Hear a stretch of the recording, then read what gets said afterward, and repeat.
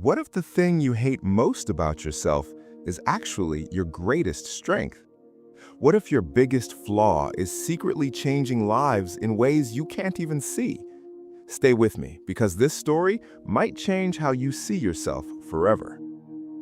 In a quiet village surrounded by endless green fields and whispering winds, there lived a young boy named Aaron. He was known throughout the village, but not for something admirable. Aaron had a problem. His hands trembled. No matter how hard he tried, they would shake, sometimes gently, sometimes violently.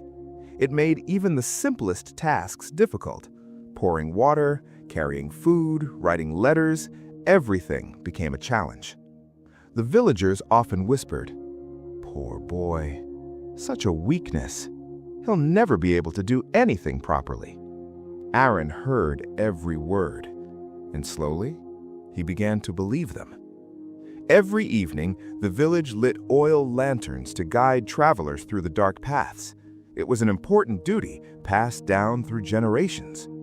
One day, Aaron gathered his courage and went to the village elder.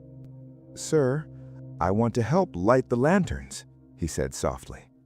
The elder looked at his trembling hands and hesitated.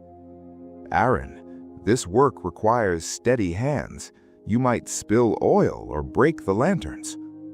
"I know," he replied, lowering his eyes, "but I want to try." After a long pause, the elder nodded.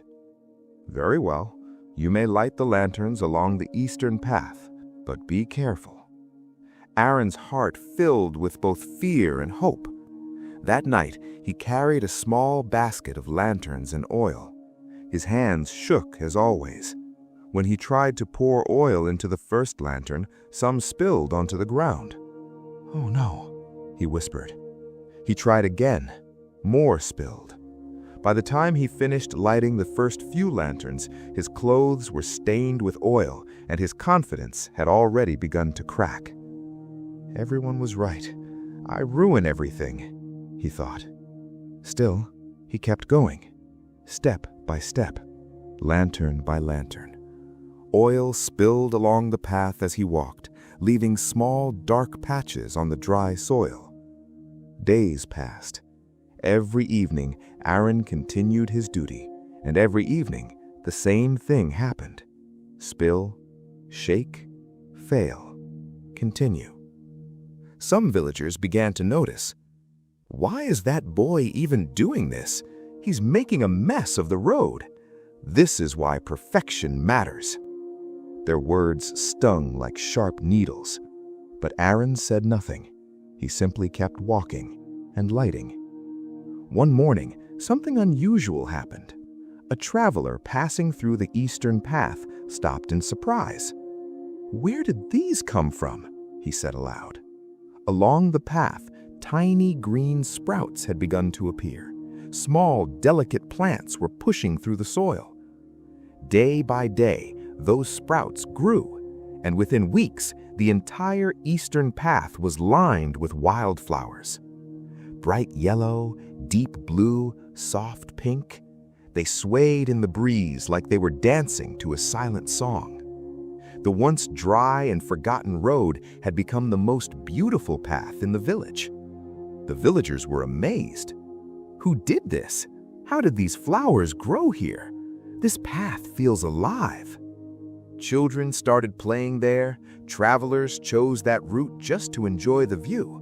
Even the elder began walking that path every morning, smiling quietly. But Aaron didn't understand. He still saw only his failure. Every night he returned home thinking, "I spilled oil again. I did a terrible job." One evening, as Aaron was lighting the lanterns, the elder approached him. "Aaron," he said gently, "walk with me." They walked slowly along the eastern path. "Tell me," the elder asked, "what do you see?" Aaron looked around. "I see lanterns," he said quietly, "and flowers." "And how do you think these flowers grew?" the elder asked. Aaron shrugged. "I don't know. Maybe rain?" The elder smiled. "No, my child. These flowers grew because of you." Aaron froze. "Me?" "Yes," the elder said.